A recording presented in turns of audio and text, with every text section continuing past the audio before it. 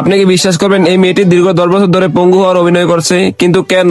আজ আপনাদের সামনে এমন একটি মানুষের গল্প বলবো যাকে সমাজ খুনি বলে জানে, কিন্তু এই মেয়েটির কাছে সে ছিল এক দেবদূত। যখন লোকটি মেয়েটিকে বেল দিয়ে চেয়ারে বাঁধে, প্রথম দেখায় মনে হতে পারে এই লোকটি মেয়েটির ক্ষতি করছে, কিন্তু আসলে সে তাকে সোজা হয়ে বসে খাবার খেতে সাহায্য করছিল। আর সব থেকে বড় বিষয়, মেয়েটি তাকে চিনতো না। তাই শুরুতে ভয় পেলেও লোকটির হাতে রান্না খেয়ে সে প্রথমবারের মতো পরম মমতা খুঁজে পায়। ওই লোকটি তখন মেয়েটিকে বাথরুমে গোসল করাচ্ছে, তারপর সে দরজার পিছনে চলে যায়। এই রহস্যময় লোকটি আসলে মেয়েটির চাচা হয়, কিন্তু মেয়েটি এই পরিচয় জানে না। দীর্ঘ বছর জেলে থাকার পর লোকটি জানতে পারে সে ক্যান্সারে আক্রান্ত। মৃত্যুর আগে তার একমাত্র লক্ষ্য ছিল তার এই অসহায় ভাতিজিকে রক্ষা করা, কারণ সে জানতো এই পঙ্গুত্ব সুযোগ নিয়ে বাইরের মানুষ কতটা নোংরামি করে। তারপর লোকটি বকাটে ছেলেদের গিটার দিয়ে পেটায়, যারা মেয়েটিকে জানলা দিয়ে ডিস্টার্ব করতো, এবং জানলায় কাঠ লাগিয়ে রাখে। সমাজের শকুনরা যখন মেয়েটির উপর ঝাঁপিয়ে পড়ে, এই চাচা তখন ঢাল হয়ে দাঁড়ায়। বাইরের জগৎ থেকে তাকে আড়াল করতে ঘরের জানলা পর্যন্ত কাঠ দিয়ে সিল করে দেয়। একজন জেল ফেরত আসামির মনে যে কতটা ভালোবাসা থাকতে পারে, তার এই ভালোবাসা দেখে মেয়েটি নিজেকে নিরাপদ মনে করে। তারপর কেয়ারটেকার ষড়যন্ত্র করে লোকটিকে তাড়িয়ে দেওয়ার চেষ্টা করে, কিন্তু ভালো সময় বেশিক্ষণ টিকে না। যারা আগে এই মেয়েটির টাকা আত্মসাৎ করতো, তারা এই লোকটিকে পথের কাঁটা মনে করে। লোকটির পুরনো খুনের অপরাধকে অস্ত্র বানিয়ে তাকে পুলিশ দিয়ে তাড়িয়ে দেওয়া হয়। স্বার্থপরতার কাছে হেরে যায় এক অসহায় চাচার ইচ্ছে। মেয়েটি যখন একা বিছানায় শুয়ে কাঁদছে, চাচা চলে যাওয়ার পর মেয়েটির জীবন আবার সেই নরকে পরিণত হয়। এই মুভিটি আমাদের শেখায় সব অপরাধী খারাপ নয়, আর সব ভদ্রবেশী মানুষ ভালো মানুষ নয়। গাইস, আজকের ভিডিওটা এইটুকুই। কেমন এসে জানাও, আর দেখা হচ্ছে নতুন কোনো ভিডিওতে।